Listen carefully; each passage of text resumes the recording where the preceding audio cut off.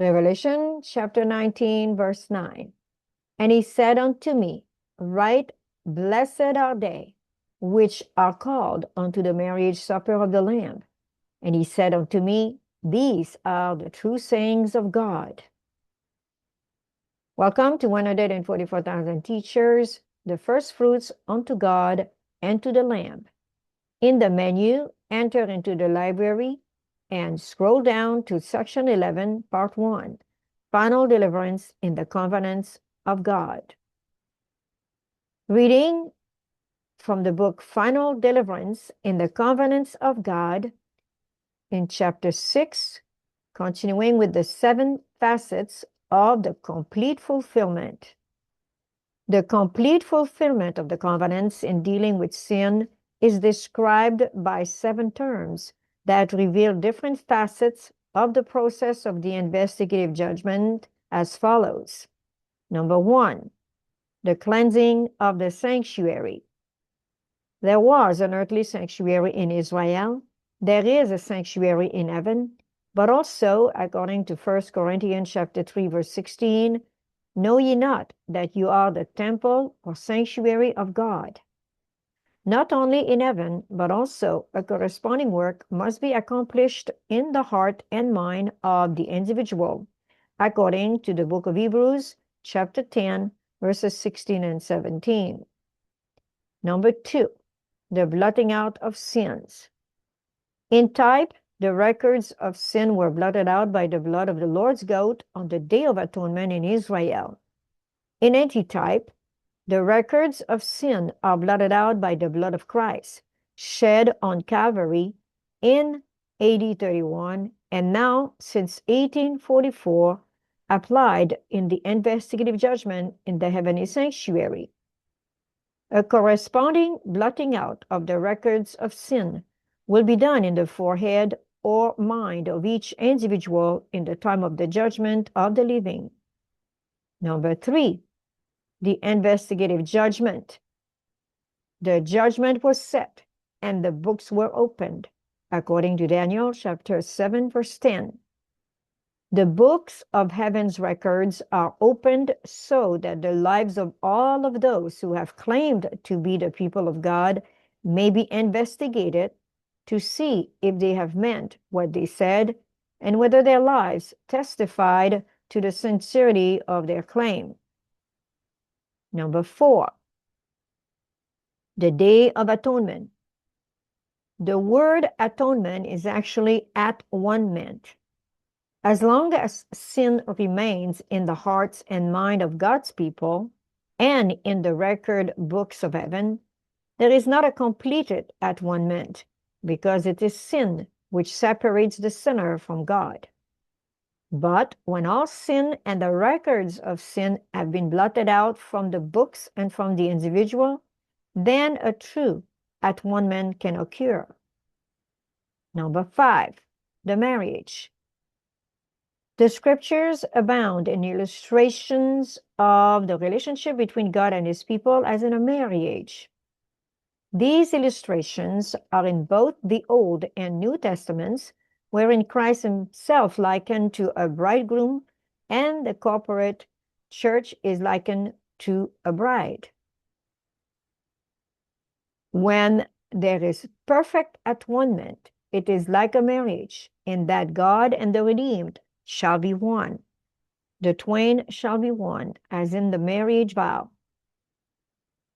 The connection between the investigative judgment and the symbol of a marriage is explained in the following paragraph. As we read from the Great Controversy, pages 426 and 427, the coming of Christ as our high priest to the most holy place for the cleansing of the sanctuary is also represented by the coming of the bridegroom to the marriage. The proclamation, "Behold, the bridegroom cometh," in the summer of 1844, led thousands to expect the immediate advent of the Lord. At the appointed time, the bridegroom came not to the earth, as the people expected, but to the Ancient of Days in heaven, to the marriage. The followers of Christ are to wait for their Lord when he will return from the wedding. The legal aspect of a marriage. The investigative judgment is a legal procedure. A marriage is also a legal procedure and recorded by the government. The covenants are also legal documents.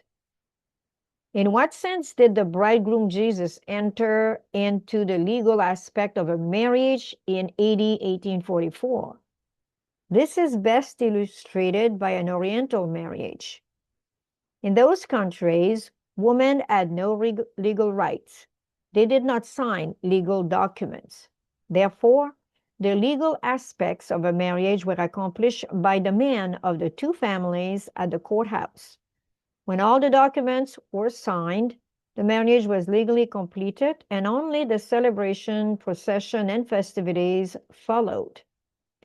Friends of the bridegroom wait for him outside the courthouse until he is finished with the legal procedures. Then they place him in a sedan chair and take him in a grand procession to the house of the bride. She has been preparing herself for his coming with perfume, cosmetic, and beautiful clothing. They place her on the sedan chair beside him, and together they go with music, dancing and singing in a noisy procession down the street until they come to his father's house, where they will dwell together. This illustrates the investigative judgment in that it is in the men, the Ancient of Days, the Father, and Jesus the Son in the court of heaven, who take care of all legal matters. When the names of God's people are all sealed and retained in the Lamb's Book of Life, that legal aspect of the marriage is complete. Again, that it is the men who do such an absolute legal aspect of the marriage. Then he comes with a great procession down from the heavens to receive his bride, and together they ascend in the cloudy chariot to the Father's house, where they will dwell together. The marriage celebration. A marriage celebration is a joyous occasion. If all is well, it is a time of happiness for everyone. This mood is expressed in the wedding song, the Song of Solomon, which says, in chapter 3, verse 11, "Behold, King Solomon, or the Prince of Peace, in the day of his espousals, or wedding, and in the day of the gladness of his heart." Not only the bridegroom glad, but there is a refreshing for the bride in the investigative judgment marriage. At a wedding, refreshments are provided. So there is a refreshing which comes to the bride as sins are blotted out. According to the book of Acts, chapter 3, verse 19, "Repent ye therefore and be converted, that your sins may be blotted out, when the time of refreshing shall come from the presence of the Lord." It is in the investigative judgment or in the marriage that the living remnant bride church receives a change of raiment, gift, or a glorious apparel or wedding gown. Reading from Fifth Testimony, page 475. "The despised remnant are clothed in glorious apparel, never more to be defiled. Their names are retained in the Lamb's Book of Life, enrolled among the faithful of all ages." Later in heaven, they sit down to the marriage supper. According to Revelation chapter 19, verse 9, "Blessed are they which are called unto the marriage supper of the Lamb." Number 6, the change of raiment. The sinner is pictured as wearing filthy rags, according to Isaiah chapter 64, verse 6. The priests of Israel represented the people of God who had sinned. Therefore, in the book of Zechariah, Joshua the high priest is shown to stand before God in filthy garments representing Israel. But the angel, Michael, the promised Messiah, Jesus of Nazareth, gives the command to remove the filthy garments and give him a change of raiment. He interprets this act by saying, according to Zechariah chapter 3, verse 4, I have caused thine iniquity to pass from thee.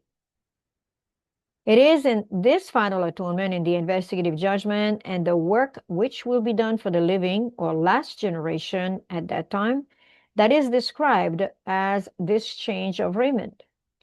At that time, there will be the complete fulfillment of the covenant promises found in Daniel chapter 8 and Daniel chapter 9.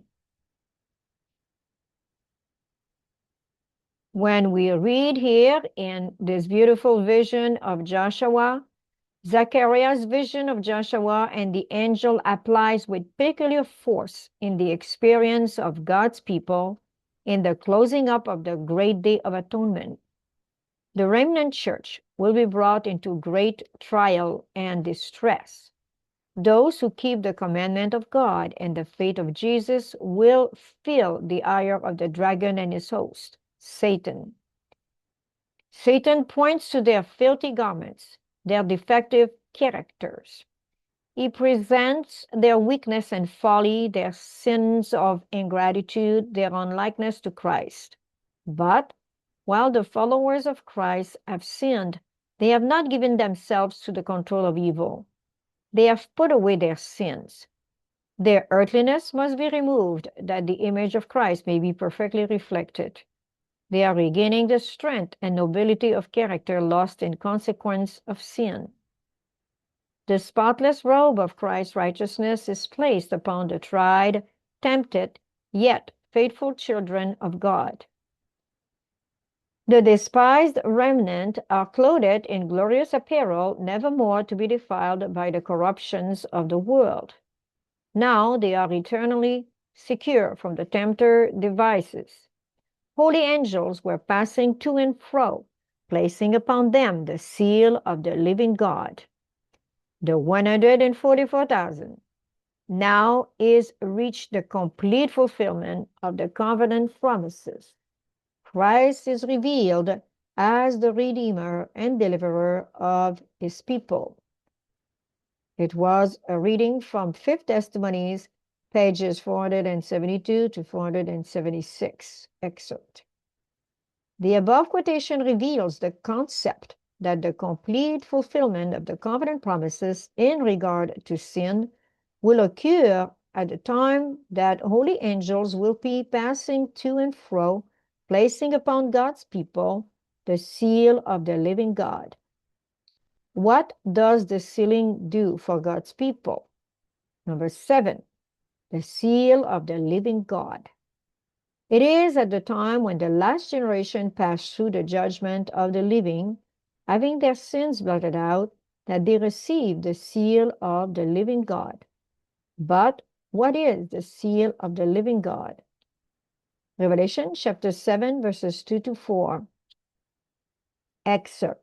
And I saw another angel ascending from the east, having the seal of the living God, saying, Hurt not the earth, neither the sea, nor the trees, with the 7 last plagues, till we have sealed the servants of our God in their foreheads or their mind. There were sealed 144,000. The sealing work is that complete fulfillment of the covenants in which God has promised, according to Hebrews chapter 10, verses 16 and 17, I will put my laws into their hearts, and in their minds will I write them. The 144,000 will have the Father's name written in their foreheads, according to Revelation chapter 14, verse 1.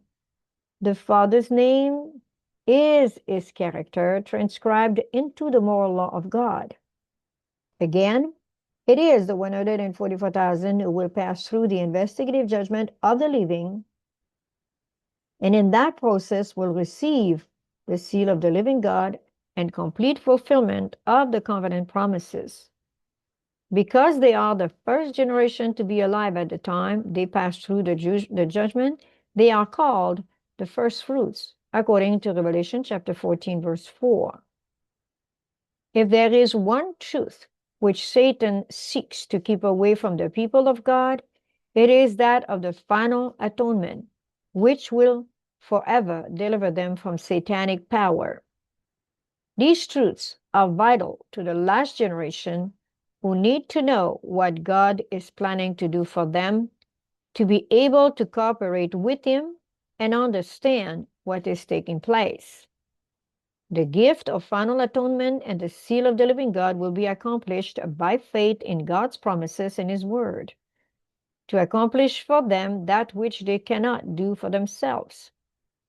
Just as justification and sanctification come by faith, so also the final atonement will come by faith, that God will finish that work which He has begun in them to prepare them to live through the 7 last plagues. When the investigative judgment is finished, Jesus, the high priest and mediator, will take off his priestly robes and put on the garments of vengeance to take control of the pouring out of the 7 last plagues. When they are sealed in His image, it is then that they will reflect the image of Jesus fully. Beyond the reach of Satan, they will no longer need a mediator, for they will have no sins to confess. The Great Controversy, page 620. Their sins have gone beforehand to judgment and have been blotted out, and they cannot bring them to remembrance. No mediator. Early Writings, page 280. As Jesus moved out of the most holy place, I heard the tinkling of the bells upon His garment. And as He left, a cloud of darkness covered the inhabitants of the earth. There was then no mediator between guilty man and an offended God. After the close of Jesus' mediation, the saints were living in the sight of a holy God without an intercessor. Every case brought up in the investigative judgment was decided, and every jewel numbered, according to Revelation chapter 8, verse 5, and chapter 15, verse 8. When the investigative judgment is finished and probation has closed, God's people will be sealed in the image of Jesus. Only then can they live through the 7 last plagues without a mediator. The sealing work is not to be confused with translation.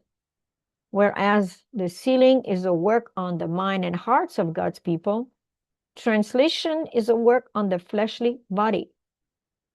We cannot say I am sinless until translation, because the body will still bear the marks of degeneration of the human race until translation. Just as Jesus was without sin and yet living in a body which bore the marks of degenerations called sinful flesh, so also the 144,000 will live in degenerated bodies, but will, when sealed, reflect the image of Jesus fully as He was when living upon this earth.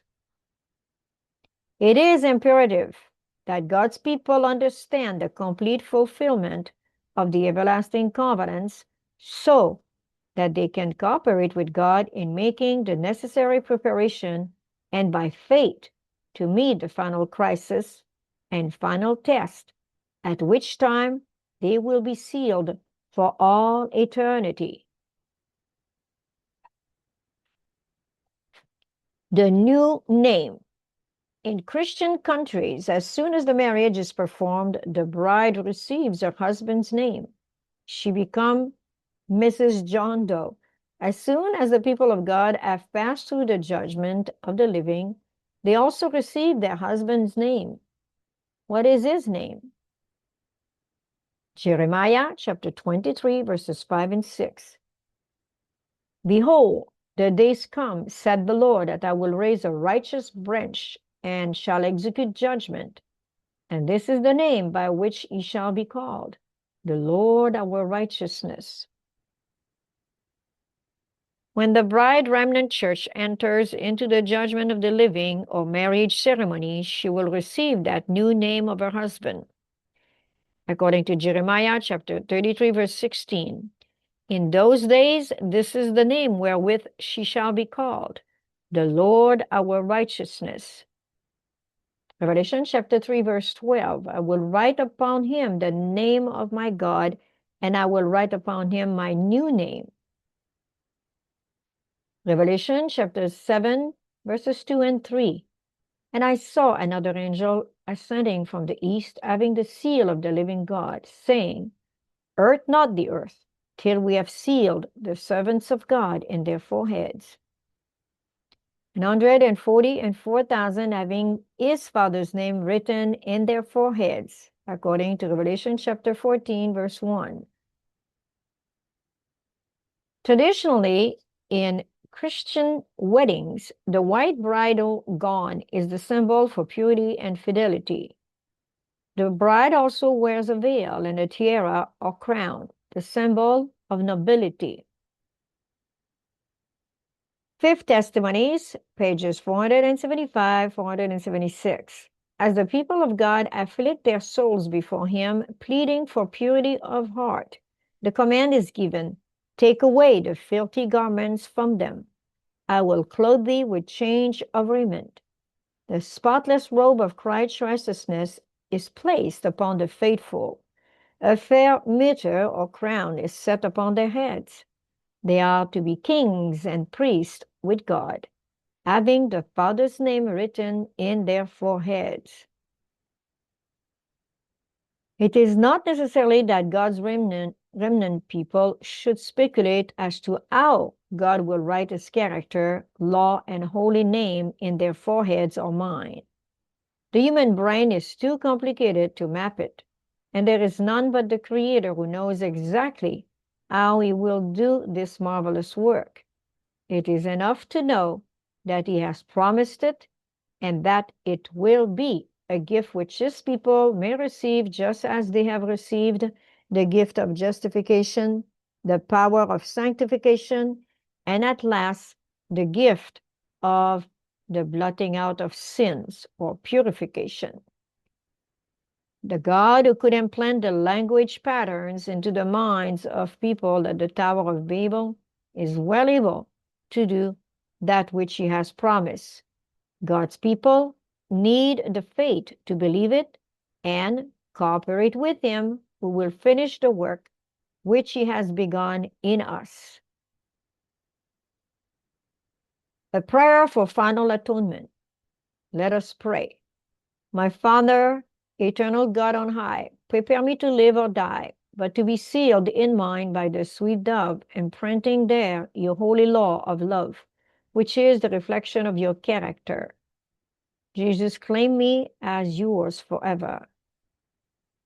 Stand up for me, O Jesus Christ, be my attorney in the court when my name comes up in judgment, to guarantee the fulfillment that sin shall not arise in me a second time. Blot out my sins and not my name. Send your Holy Spirit, O my God. Let him come in with your two-edged sword, penetrate my mind, and find in me that answering chord of pure belief, that I may sing loud praises to thy name. Help me to thrust away all sinful leaven and take away the earthiness, that I may breathe the very atmosphere of heaven. By his grace and through his name we ask.